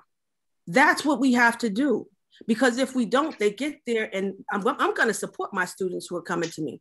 I'm going to embrace them and love them every day. But it's going to be difficult for them, and we got to think about that part now. And those are the conversations that we're having, because we got to think about the supports that need to go into the schools so that these young people can be successful. And that's what we want them to be, successful. And so that's where I am. And that's I think that we have to begin. So again, the GPA does not play out across program types. It does not, because I see that in the invitee list. So we need to be clear about that. And then I'm going to go back to, it'll be easier to have this conversation if I knew there was another task force that was trying to figure out how our third graders are going to perform at the same level as their peers in other settings. So where is that task force? And that's where I am, and I'll stop there. So, and I could not agree with you more. Look, this is the work that I've done, that you do every day. There is no disagreement that we have a major issue within the Boston Public Schools as it relates to really providing all of our children with the type of education they deserve, period, full stop. That said, this is not that task force, but I agree with you. But I see your hand raised to serve on that next task force. No, she just took it down. See your hand raised to serve on that task force, because that is important work, and that is where we need to be focused as a district. There is absolutely no disagreement here. There is a problem that, oh, by the way, has only been exacerbated by the now 2 years that our children have been learning through the COVID-19 pandemic. We have so much more work to do. So I agree with you. There does need to be another task force focused on that underlying issue. That said, I see 2 more hands raised. I'm actually going to wrap us up because we have to go to public comment, folks. Ms. Graca? Thank you, Dr. Freeman Wisdom. I appreciate your thoughts. I would also just like to add about GPA. If we're just solely thinking about GPA, the amount of pressure on a 5th grade teacher being a part of that GPA, since many students will only have 1 5th grade teacher, versus when you go to a middle school, you have multiple teachers giving grades, and just the level of subjectivity and bias that can go into that, as well as the amount of pressure, frankly, that families will be putting on that 5th grade teacher to make sure those grades are of a certain caliber. And I just want to name that as a concern. Thank you. Well said. Ms. Sagari. Yeah, basically I was thinking the same that Ms. Graca, you say, like, beautifully. It's gonna be a lot of pressure for the teachers. It's not only what Dr. Wisdom say. The grading is not the same, it's not equivalent among different schools. It's gonna be a lot of pressures for different teachers in different schools. And I think that last year we were comfortable using the GPA because there was grades that could not be, influenced, because nobody knew that we were using only the GPA. The moment is very clear that the GPA is the major or maybe the only criteria. I don't really feel very comfortable with that, because it's very subjective and can be a lot of pressure for different people to kind of make sure that the children get the GPA that will get them into exam school. So I will prefer to have more criteria, not only a GPA. Thank you. Before we go to public comment, on the suggestions that I wrote and shared with all of you, first of all, this has been a very spirited discussion, and a great deal more has to come. If you look at items 5 through 10 on what I asked you all to read, I trust there isn't, with the exception of rewriting this to be even more specific, that there isn't a great deal of discontent, opposition, whatever you want to call it, to those 5 or 6 recommendations. So, Mr. Condon-Passos, I actually haven't had an opportunity. I focused in on on the admissions component, admittedly. Sure. So and again, I'm not asking for anything other than take a look at this. And I think the important pieces are the ones we had on the agenda this evening, but there are other pieces that in our thinking have to come with whatever decision we make. Great. Okay, Ms. Parvik, can we go to public session, please? Thank you. Sorry. Thank you, Co-Chair.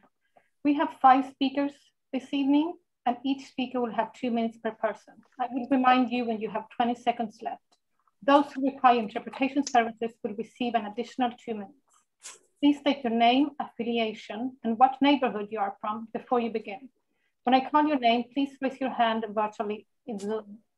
Also, make sure you're signed into Zoom with the same name you used to sign up for public comment. That will allow us to identify you when it's your turn to testify. I will move you in as a panelist, and we will ask you to turn on your camera for public comment. Our first speaker this evening is Councillor Arroyo, followed by Magda Hernandez and Steve Yang.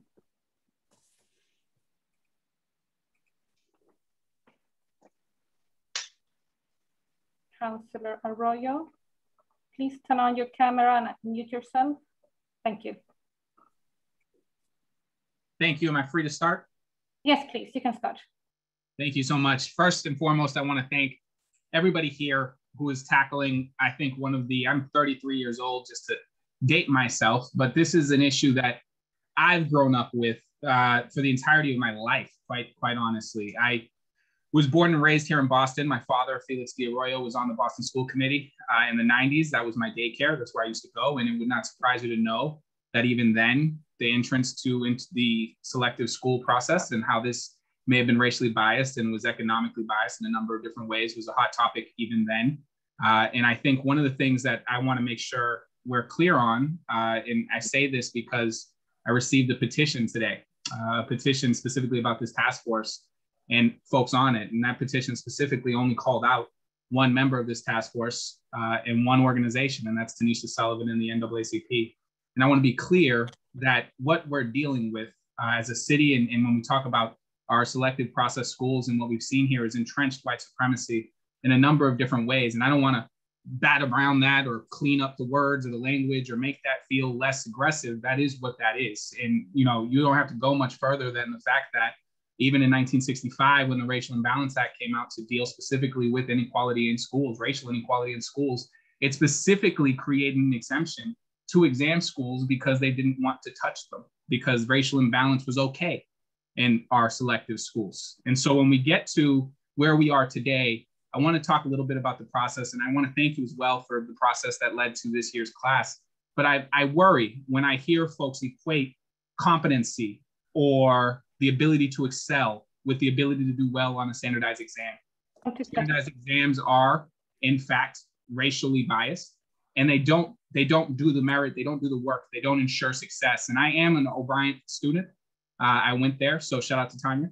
And I will just say that for me, as we move forward, there is no more important issue in the city than ensuring that we correct something that has been wrong for decades, which is how we get into these schools. And I want to be clear that part of this issue, beyond just a racial bias issue, and I want to thank both this panel for increasing the racial diversity at these schools this year through the model that they created, but also the economic diversity in these schools, because underlying much of this issue is that when you talk about Boston Latin's ability to have the endowment and the funds that it has, they depend on an exam process and a process that creates a wealthier group of alumni. And that reality is one that I think that people are trying very hard to keep in place, and it creates inequities that trickle down to the rest of the system. And so I thank you all for this work. I look forward to the work you are doing. I personally am a proponent for no longer having exams as part of the assessment to entrance to these schools. I trust your ability to come up with systems and ways to do this, and you have my support, my wholehearted support, this task force to continue with the work that you are doing. And I recognize that as you do that, you may receive petitions and things like that. that I received today. And I want you to understand that this work is brave work. I know Michael Contreras has been here for most of this. This is not a new fight. This is an old fight, and it's the fight of justice. And so I look forward to seeing what your recommendations are. And I look forward to continuing to move in the direction that last year moved us in, which is a more diverse, more economically diverse place where we are, in fact, destroying the obstacles and barriers that we are creating, and not just forcing our children to do twice as well or better than to overcome them. And so I look forward to this, to the recommendations that come from here, and I thank you for your time. So thank you. Thank you very much. Next speaker is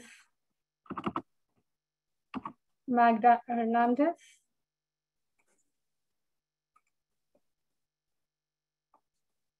Please unmute yourself and turn on your camera. Great, thank you so much. My name is Magda Hernandez and I live in West Roxbury. I'm a Boston Latin School alum and my two sons currently attend Boston Latin School. I'm proud to say that my children have been enrolled in Boston Public Schools since kindergarten. I'm grateful for the equity lens that the task force is bringing to this discussion, and I applaud the efforts to increase access to the exam schools, particularly to Boston Latin School. That said, I strongly urge that the task force recommend retaining an assessment as one of the components of the admissions criteria. We need an objective measure of readiness for the exam schools, and other criteria for admissions are too subjective and potentially disadvantaging to the very students you're seeking to help.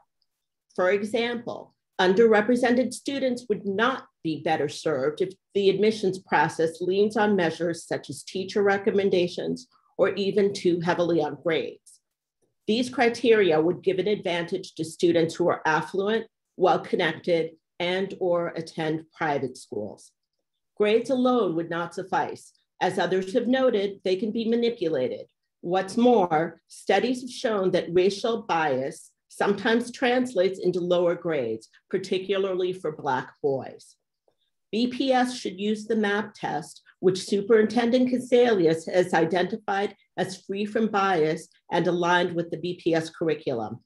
An assessment would ensure that students are prepared for an exam school education.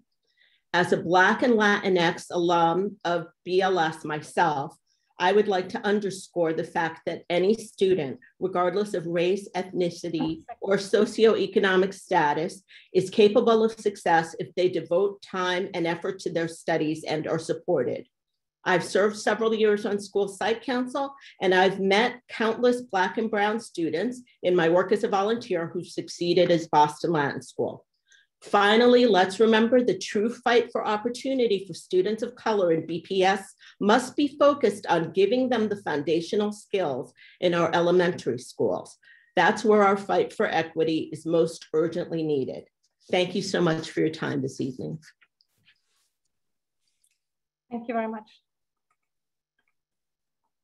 Next speaker is Steve Yang. Please raise your hand.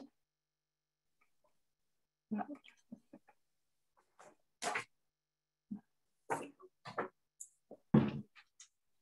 Steve Yang. Hello. Yes, please. Please turn your camera on.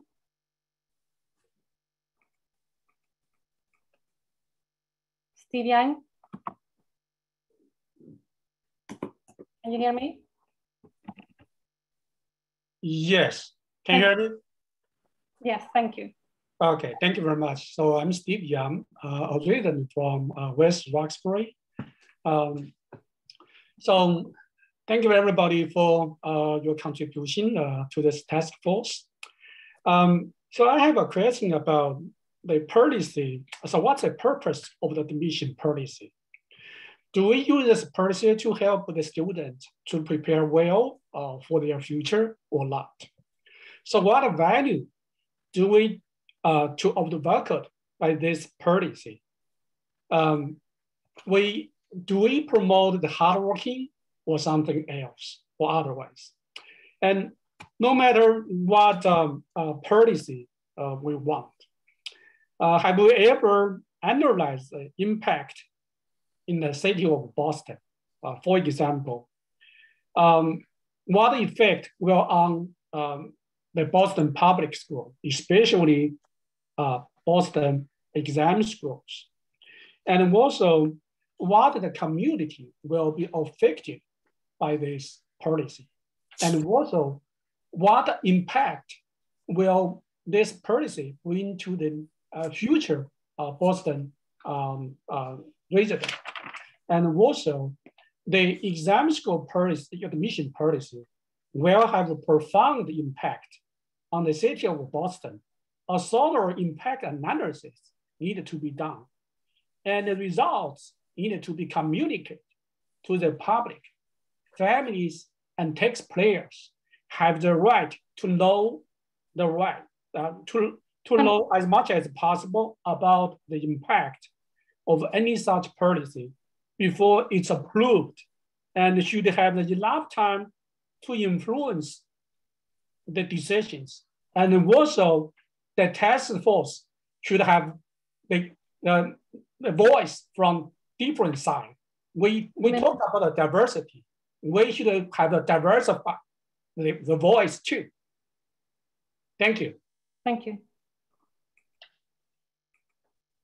Next speaker is Stephanie Shapiro-Bergson. Please raise your hand. And please start your camera and unmute yourself.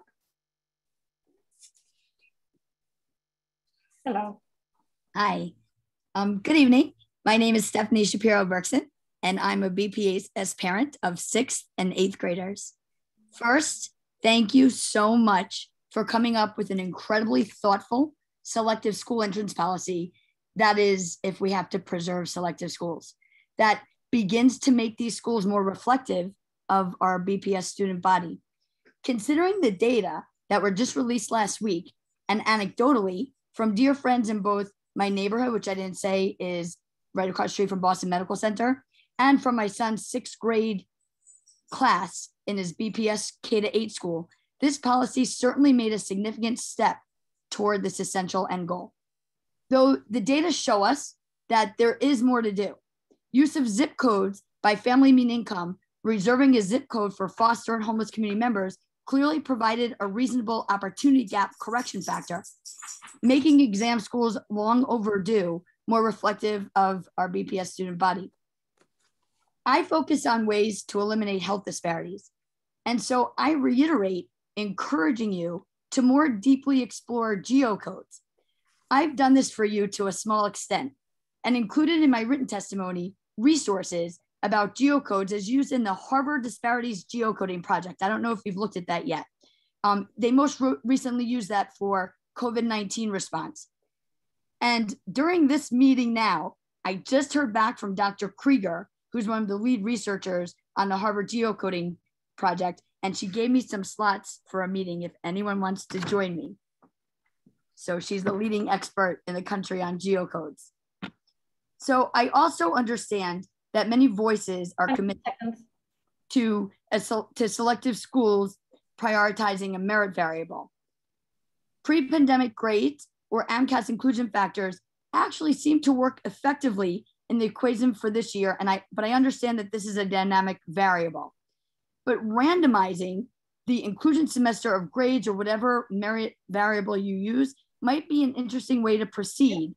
And the methodology wouldn't be all that different than this year, since it protects against outside influences contributing to the inequity of the entrance equation that sort of randomly happened this year. So to finish, as you move forward, finalizing this entrance policy, one more remaining factor that I wanted to add that I keep hearing about that's needed in this equation is a variable that's both dedicated to further increasing a representative reflection of our BPS student body, but that also clearly quells the uninformed claim that only now, quote, top performing students were denied entrance.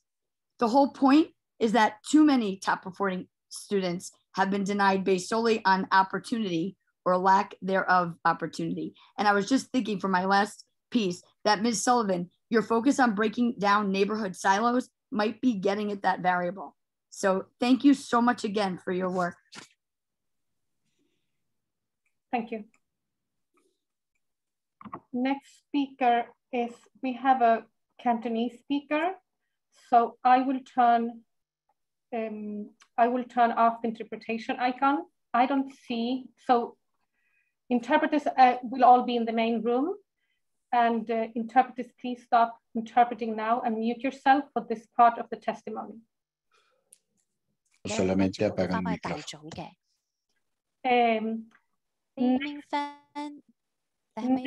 Next speaker is Li Ning Feng. So I can't see her or that person, but I thought, Anna, maybe you could help me out. Sure. Li Ming Fan， 你係咪喺度啊？我哋想聽你嘅意見喎。而家喺到你咯喎。如果你喺度嘅時候咧，麻煩你咧turn on your camera， 你要係開你嘅視頻，咁同埋舉手咧，俾我哋知道，舉手俾我哋知道你喺度嚇。我哋期待你嘅發言。So I say in Chinese. Yes. Did you say to raise your hand? Yeah.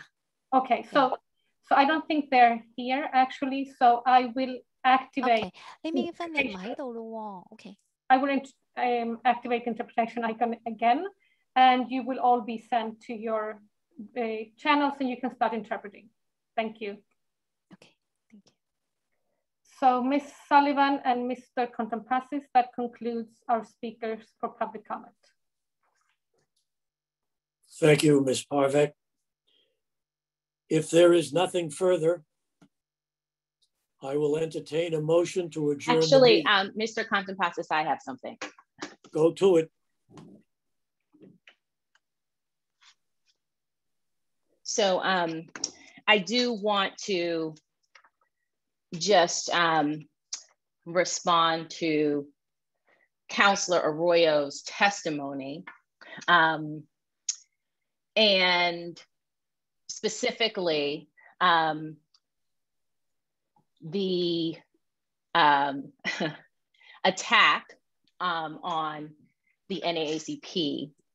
I'm not particularly concerned about any personal attack on me, but the NAACP as an institution is something that I cannot let that pass without comment, because the NAACP, particularly today, on a day when our nation is pausing to reflect on the murder of George Floyd and the racial reckoning, the racial awakening that happened across this country a year ago, that led to so many people from different backgrounds to stand up, to use their voices, to use their power, to use their influence to say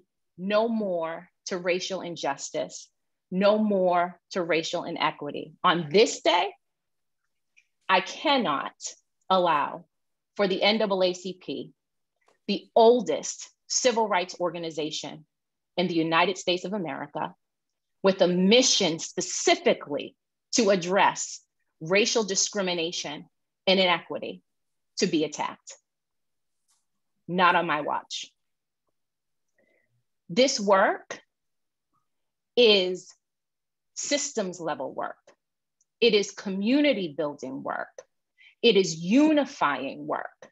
And there is no organization in this country that has done more to create more opportunities for all people and to ensure that the promises of the Constitution of the United States are delivered to all people than the NAACP. So there may be issues, questions, or concerns about me, but the NAACP has a record of diligence, of commitment, of fight for all people in this country, all people here in the city of Boston.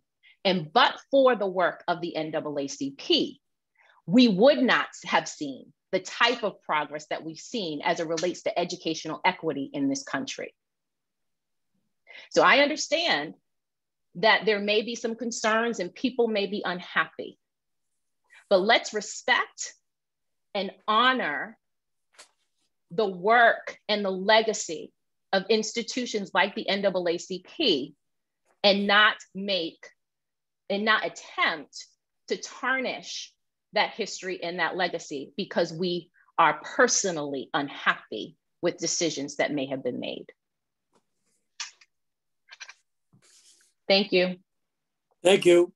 I wonder, Ms. Parvek, did the entire task force receive the communication that both Councilor Arroyo and Ms. Sullivan are referring to? No, they did not. Ms. Sullivan, would you agree with me that all task force members should have this to follow along with what you responded to? Well, I would have thought that the authors would have sent it to us as a task force, but indeed they did not. No, they did not send it to, they didn't send it to either one of us either. No. And I wonder, I don't want to break any chain of command that might be in place, but indeed the task force, I think, should read the document. And if it's okay with the members of the school committee, I would simply make sure that the entire committee receives a copy. So Ms. Parvek, would you graciously request of the school committee that if they have any reservation to our sending this out to the members of the task force? Yes, I will check with them. Absolutely. But I would counter that by simply suggesting that it is at least this co-chair's strong request that it be sent out. Absolutely. And I believe Ms. Sullivan probably feels the same way. Any other business? I will entertain a motion to adjourn the meeting. May I have a motion, please? So moved. Thank you, Ms. Grasser. Is there a second? Second. Thank you. Any discussion or objection to the motion? Ms. Parvek, will you please call the roll? Yes, thank you. Ms. Aguirre? Hey. Mr. Channel? Here. Mr. Kreger? Aye. Dr. Freeman Wisdom? Aye. Ms. Grasser? Aye. Ms. Lam? Yes. Ms. Nagasawa? Yes. Dr. Tung? Aye. Ms. White? Aye. Ms. Sullivan? Aye. Mr. Contompasses? Aye. It's unanimous. Thank you. The Thank meeting is you. adjourned. Good night. See you all on Friday.